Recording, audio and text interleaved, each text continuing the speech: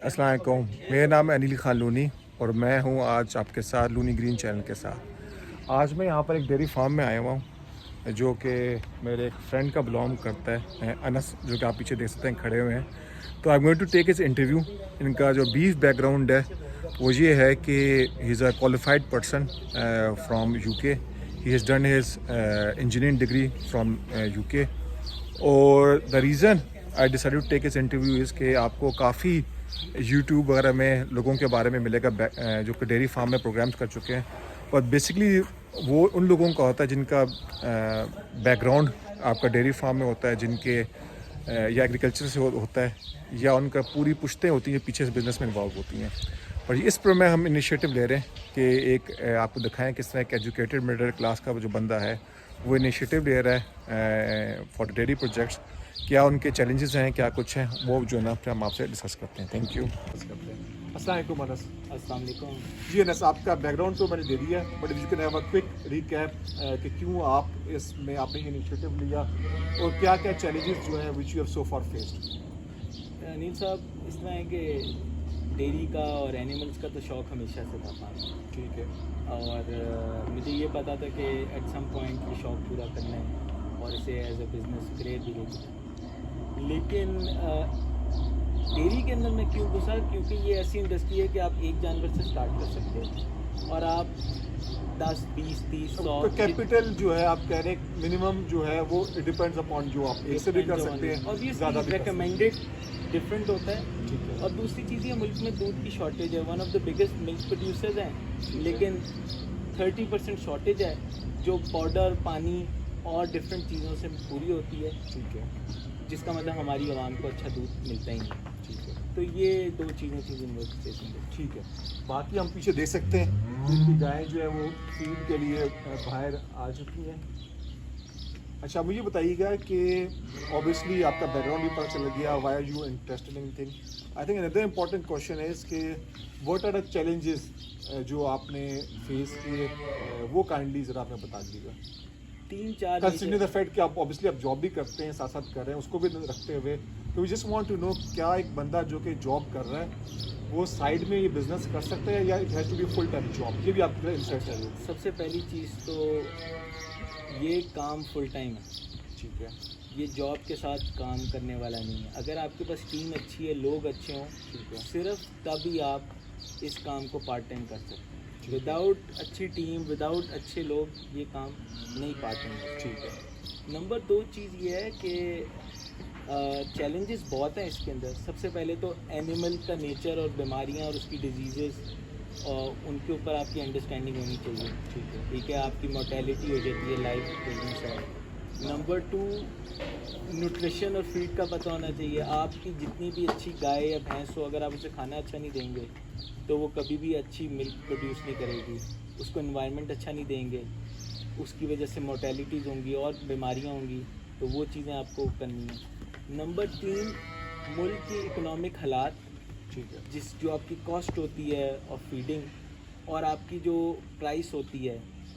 So sorry to cut you, but doesn't it balance itself? I mean I understand आपकी एक input cost है, जैसे आप देखते हैं सामने भूसा पड़ा हुआ है जो आप फीड देते हैं, खिला भी रहे हैं, कॉस्ट बढ़ती है, but doesn't at the same time जो मिल्क की प्राइस है वो भी बढ़ती है, तो वो एडजस्ट नहीं हो जाती आपस में या नहीं हो पाती? इसकी मिल्क की प्राइस बढ़ती है, लेकिन जिस हिसाब से इन्फ्लेशन हुई है पिछले 1-1.5 साल में, उस हिसाब से मिल्क की प्राइस नहीं बढ़ी। And sorry one more thing, जो जिस हम देखते हैं, क्योंकि मेरा भी बैकग्राउंड एग्रीकल्चर से है, तो वहाँ पर मिडिल मैन का काफ़ी रोल होता है।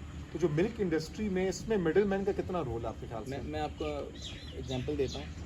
लास्ट 1.5 ईयर पहले, 1 ईयर पहले मिल्क, काऊ का मिल्क 90 रुपीज़ का फ्रॉम द फार्म बिकता था। ठीक है, ग्रो होते होते होते काऊ का मिल्क जो इस एरिया की डेयरी एसोसिएशन है उसने 130 रुपये कर दिया, 40 रुपये बढ़ाया, जिसका मतलब कि पर लीटर आपका price of milk in reality पर लीटर पर डे बहुत कम बढ़ा। जो भूसा था लास्ट ईयर जब इस टाइम पे जब कटाई होती है 400-500 रुपये का मन था। ठीक है। अब भूसा जो है वो है 900 रुपये मन, अभी महीना भी नहीं हुआ कटाई। ठीक है। वंडा 2000-2100 रुपये था, ठीक है। वो हो गया 4000 का, डबल हो गया है। ठीक है। आपका बाकी चारा साइलेज हर चीज़ आपकी उस प्रोपोर्शन में transportation- प्राइस नहीं बढ़ी, आप दिखाना उस चाह रहे हैं। प्रोपोर्शन में प्राइस नहीं बढ़ी। और डॉलर आपको पता है कहाँ से कहाँ चला गया है। गायों की जो प्राइस है इंपोर्टेड गायों की वो बढ़ती है डॉलर के हिसाब से, लोकल गायों की भी डॉलर के हिसाब से ऊपर चली जाती है। ठीक है। तो आप गाय ख़रीदना चाहें, जो 2.5 लाख की गाय आती थी ठीक है, वो 3.5-4 लाख की गाय है।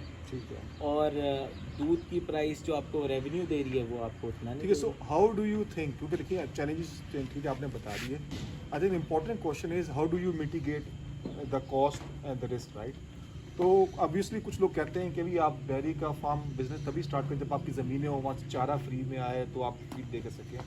एक तो ये है, बट ऑब्वियसली अगर आप उसको ऑप्टिमाइज़ करते हैं, स्केल ऑफ इकोनॉमी का कॉन्सेप्ट आता है, जो बड़े स्केल पे हो तो आपकी कॉस्ट जो है शायद वो डिस्ट्रीब्यूट भी हो जाती है, राइट? इसका स्केल, एक तो स्केल कि आपके ठीक है। एनिमल ज़्यादा हों, ओवरहेड्स आप कम करें, अपना फार्म आपका अपना हो, हम है। यहाँ रेंट दे रहे हैं, ठीक है, सोलर पैनल्स इंट्रोड्यूस करें, बिजली ना पड़े, ठीक है। ठीक है।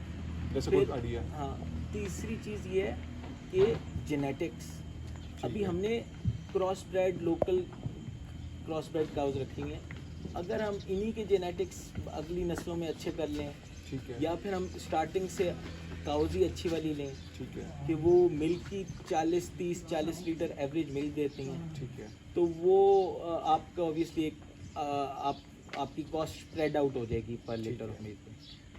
नंबर 3 चीज़ ये है कि आप डायरेक्ट कंज्यूमर को बेचें, ठीक है, उसमें ऑब्वियसली और चैलेंजेस हैं, जिस तरह आपकी cost of transportation, packaging cost, बंदा रखा है, लेबर कॉस्ट आपकी बढ़ ठीक जाती है। है। तो थोड़े मिल्क पे तो वो फीजिबल नहीं है, लेकिन अगर आप इकोनॉमीज ऑफ स्केल अचीव कर लें और डायरेक्टली कंज्यूमर को भेजेंगे ठीक है, तो आप प्राइस अपनी डिक्टेट कर सकेंगे मार्केट के हिसाब से। मिडिल मैन जहाँ आ जाता है वो गाय का दूध 130 का ले रहा है, भैंस और गाय का मिल्क 150-155 का ले रहा है, ठीक है, ठीक है। तो वहाँ जो है आके आप तो फार्मर जो है वो फंस जाता है, क्योंकि वो उसको पैसे कम आ रहे हैं और उसके खर्चे तो ऑब्वियसली आपको बताया हर चीज़ का डबल हो गया है पिछले लास्ट ईयर। अच्छा, अनदर टॉपिक जिसमें अभी हमने ब्रीफली बात की कि बीमारियां काफ़ी जानवर आती हैं, जब लाइफ स्टॉक आप सुनते हैं तो the first thing is a mortality rate, right? तो आई हैव हर्ड कि बकरियों में ऑब्वियसली ज़्यादा होता है, गाय में कहते हैं कि कम होता है, but recently we heard about disease जो कि गाय से काफ़ी डिजीज़ हैं जो कि आई नहीं है सब कुछ ये वाला। तो क्या डिजीज़ हैं जो कि आज कल आई नहीं है, and how do you tackle, do you keep a wait, या किस तरह आप उसको हैंडल करते हैं? डिजीज़ का सबसे अच्छा तो है कि एक तो बायो सिक्योरिटी पे आप काम करें, ठीक है, एनिमल्स को किसी बाहर के बंदे को टच ना करने दें, ठीक है, और बाहर के बंदों को आने ना दें। ठीक है, दूसरी चीज़ ये है कि आप प्रिवेंटिव चीज़ें करें, आप उनकी वैक्सीनेशन टाइमली करें, ठीक है। ठीक है। कि अगर कोई डिजीज़ आ भी जाती है बाहर से तो आपके तो सॉरी, कितनी वैक्सीनेशन उनकी होती है? टू बी ऑनेस्ट वैसे तो 5 या 6 किस्म की ब्लैक ठीक है। वाटर, बुलगोटो, मोखर विच इज़ FMD, ठीक है, और अभी पिछले साल बहुत बड़ा ब्रेकआउट आया था लंपी स्किन का, ठीक है। बड़े बड़े दाने गायों को हो गए थे, जी जी, और काफ़ी पूरे मुल्क में कई तो पूरे गाँव ही वाइप आउट हो गए थे। तो इन चीज़ों की वैक्सीनेशन ऑन टाइम कराएं, ठीक है, और कोशिश करें कि बीमारी आए ना, ठीक है, और इन्वायरमेंट कंफर्टेबल करें। ठीक है। जानवर का इन्वायरमेंट कंफर्टेबल होगा तो वो खुद ही बीमार नहीं होंगे, फीडिंग अच्छी होगी तो वो खुद ही बीमार नहीं होंगे। Thank you. चले जरा हम जाके ज़रा गाय को देख कर आते हैं, फिर हम अपना इंटरव्यू जो ना रिज्यूम करते हैं। Thank you.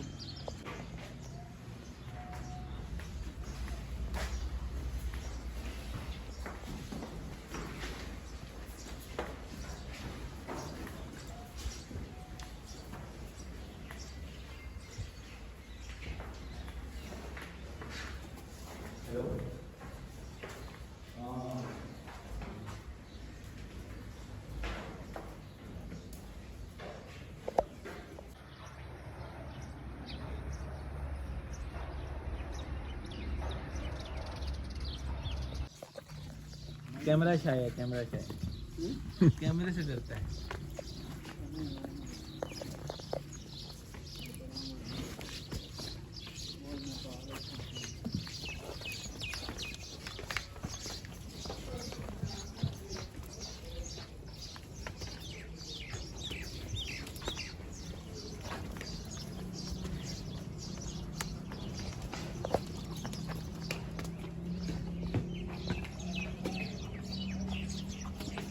इस तरह आप पीछे देख सकते हैं कि अभी जो है गाय वगैरह को फीड दी जा रही है, और इनका टाइम हो गया खाने का।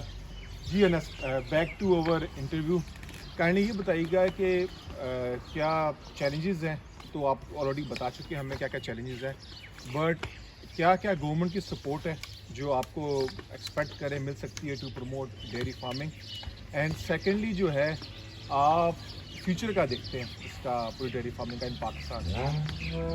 सबसे पहले तो ये है कि गवर्नमेंट से ये सपोर्ट मिली जाए कि फीडिंग कॉस्ट जो है उसको एनालाइज करें और उसको कंट्रोल करें। अब क्योंकि अगर इसी तरह जिस हिसाब से लास्ट ईयर में फीडिंग कॉस्ट बढ़ी है तो बहुत छोटे फार्म्स क्लोज डाउन हुए हैं, और मैं आपको कह सकता हूँ जो छोटे लेवल पे फार्मिंग कर रहे हैं जिनके पास इंपोर्टेड एनिमल्स नहीं है, ऑलमोस्ट 90% जिनके ओवरहेड्स, जिन्होंने रेंट देना है, बिजली का बिल देना है, अपना भूसा नहीं है, अपना चारा नहीं है, वो सारे लोग लॉस में चला रहे हैं, ठीक है। सिर्फ सर्वाइव कर रहे हैं। तो इस चीज़ के ऊपर गवर्नमेंट फोकस करे, इनकी फीड की प्राइसों को सब्सिडाइज नहीं करे तो कम से कम प्राइस इंक्रीज़ करे ताकि लोग प्रॉफिटेबल रहें और ये काम छोड़े ना इंडस्ट्री में, फार्मर्स कम ना हो। नंबर 2 चीज़, गवर्नमेंट को इंटरेस्ट फ्री लोन देने चाहिए बिजनेसेस को, जो मिलते हैं लेकिन वो इतने रेडीली अवेलेबल नहीं है, इतने ईजिली अवेलेबल नहीं है। स्पेशली जो फार्मर है जो इतना एजुकेटेड नहीं है उसको तो पता भी नहीं है, उनको नई प्रैक्टिसेस के बारे में इंफॉर्म करें। तीसरी चीज़, हम ये जो सीमन क्वालिटी है, ये अच्छी क्वालिटी का सीमन फार्मर्स को मुफ्त देना चाहिए, ये सब्सिडाइज प्राइस पे देना चाहिए। अब हुआ ये है कि जो गाय 10 लीटर देती थी 10 साल पहले, उसकी 4 नस्लों बाद भी वो अभी 10 लीटर ही दे रही है, 20 लीटर दे रही है, क्योंकि सीमन अच्छा नहीं मिलता या महंगा मिलता है तो लोग साहिवाल या लोकल नस्ल का डाल लेते हैं। आजकल तो सुना है ऑस्ट्रेलिया से भी काफ़ी ट्रेंड बन गया है वो क्रॉस सीमन एक तो ऑस्ट्रेलियन सीमन बहुत महंगा होता है, दूसरा वो जो काउज इंपोर्टेड होती हैं वो डॉलर में आती हैं। डॉलर तो हमारा आजकल वैसे ही $3,000 का मतलब, और ट्रैवलिंग कॉस्ट लगा के जो तकरीबन 12 लाख की वो गाय पड़ती है इंपोर्ट होकर, तो वो तो फीजिबल नहीं बनती। अगर हम सिर्फ इनको अगली नस्ल अच्छी ले लें तो 4 नस्लों में हम उस लेवल की दूध प्रोड्यूस करने वाली गाय लोकली तैयार कर सकते हैं। और ओवरऑल वैक्सीनेशंस जो हैं और अपने जो फील्ड में डॉक्टर्स, गवर्नमेंट ने बड़े अच्छा एक वेब है पूरे पाकिस्तान में डॉक्टर्स का, उनको एम्पावर करें, उनको सारी फैसिलिटीज़ दें, उनको सारा इक्विपमेंट दें ताकि वो लोकल फार्मर को अपना पास। I think the good news is I was reading कि अभी कुछ दिनों पहले कि अंडरस्टैंड आपको तो मिल्क का है, और in terms of meat is a big market in the middle east, जहाँ पे हलाल गोश्त की काफ़ी मार्केट्स में जा रहा है। तो there is a lot of trend के पाकिस्तान अपना मीट जो है एक्सपोर्ट भी बाय कर सकता है। तो I think those are also initiative जो कि जो ना गवर्नमेंट फैसिलिटेट भी कर सकती है, के साथ साथ ऑब्वियसली दूध है तो सार गाय है तो मीट भी साथ ही आपका जो है ना वो सारा चलता रहता है। So overall, I think जो in terms of future आप ये कह रहे हैं कि if the government gives support to the आप जैसे लोगों को, then it is quite bright. Otherwise challenges जो है ना वो आपके bright in terms, if obviously in the case the government supports all this वो करती है गवर्नमेंट अगर सपोर्ट ना भी करे ना, जी जी इवेंचुअली तो हमारे मुल्क में स्टेबल होना ही है। ठीक है। पॉपुलेशन इतनी है, पर कैपिटा इनकम बहुत कम है, ठीक है लोगों ने इवेंचुअली जब लोगों के हालात बेहतर होंगे दूध की प्राइस ज़्यादा बेहतर करेंगे। ठीक है तो और दूसरी चीज़, जैसे पॉपुलेशन ग्रो करेगी, डिमांड ग्रो करेगी, पहली शॉर्टेज है, ठीक है तो आप जितना भी दूध लें, जितनी भी गायें डालें, जितनी भी भैंसें डालें, दूध की कमी है इस मुल्क में, अगले 10 साल तक रहेगी। तो फ्यूचर तो ब्राइट है, बस हमें अजय कॉस्ट साथ साथ जरा देखते भी और प्राइस मैनेज करनी है। माशाल्लाह से इनका आप देख सकते हैं कि सीड का टाइम हो गया है, उन्होंने हमारी जगह भी बना दी है।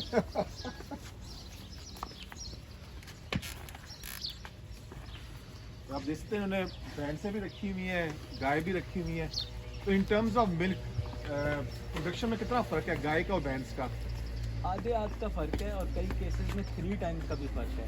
ठीक है दूसरी चीज़ ये है कि एक भैंस है आती है, बच्चा देती है, वो जब तक आप दूध उसका रोके ना रुकता नहीं है। ठीक है एक एवरेज भैंस जो है, गाय जो है उसका दूध रोके रुकता नहीं, एक एवरेज जो भैंस है वो 3-4 महीने बाद दूध उसका नीचे जाना शुरू हो जाता है, 7वें-8वें महीने पे वो दूध कॉस्ट से भी कम दे रही होती है। तो हमें ऑब्वियसली भैंस कि क्वालिटी ऑफ मिल्क बहुत अच्छा होता है, ठीक है। फैट्स और सॉलिड्स बहुत होते हैं, लेकिन इसके अंदर हमें बहुत काम करना है, इसको गाय के लेवल पे लेके आएँ, जो पॉसिबल है, ठीक है। लेकिन ऑब्वियसली एक कोहेरेंट एफर्ट चाहिए होगी कोई नहीं। चलिए थैंक यू, आकर दिखते हैं, चलिए आपका फार्म आ जाए। ठीक है भाई। अनिल भाई ये हमारे फार्म पे पैदा हुआ था, ये 1.5 साल से थोड़ा सा एज उसकी ज़्यादा है, 1-2 महीने ज़्यादा होगी, और ये मेल है, इसको हमने नस्ल कशी के लिए रखा हुआ है। इसकी माँ का बड़ा अच्छा दूध था, और बेसिकली इसकी माँ का बच्चे इसको पिलाने के बाद 21 लीटर 22 लीटर 23 लीटर दूध था, जो भैंस में बड़ा अनकॉमन है एक दिन का। तो और दूसरा ये एक अच्छा खूबसूरत बच्चा है, अपने हाथों का पाला हुआ है और बड़ा नस्ली है, तो बहुत शौक से पाला है। इधर ये हमारा मेल है, ये प्योर फ्रीजियन मेल है हमारा, ठीक है, प्योर फ्रीजियन मेल है हमारा ये, और अपना यहीं का पला हुआ है अपने फार्म का। तो अभी ये भी तकरीबन 1.5 साल का 2 साल का होने वाला है। इस तरह के आप देख रहे हैं कि हम जो है इन्हीं की गाय की दूध की चाय पी रहे हैं। Amazing tea, thank you so much Anas once again, आपने टाइम दिया, पूरी काफ़ी अच्छी इंसाइट हमें दी है। बाकी जो है मेरे अपने व्यूअर्स से रिक्वेस्ट होगी कि this is a new channel, it's only been 3 weeks. Future में हमारा काफ़ी प्रोग्राम है टू कवर वेरियस टॉपिक, इसमें फ़िश फार्मिंग आपका हो जाएगा, यूकलिप्टस ट्री फार्मिंग हो गया, and lot of other topics. So you are interested in this topics, I would request कि आप मेरे चैनल को सब्सक्राइब करें। Thank you so much.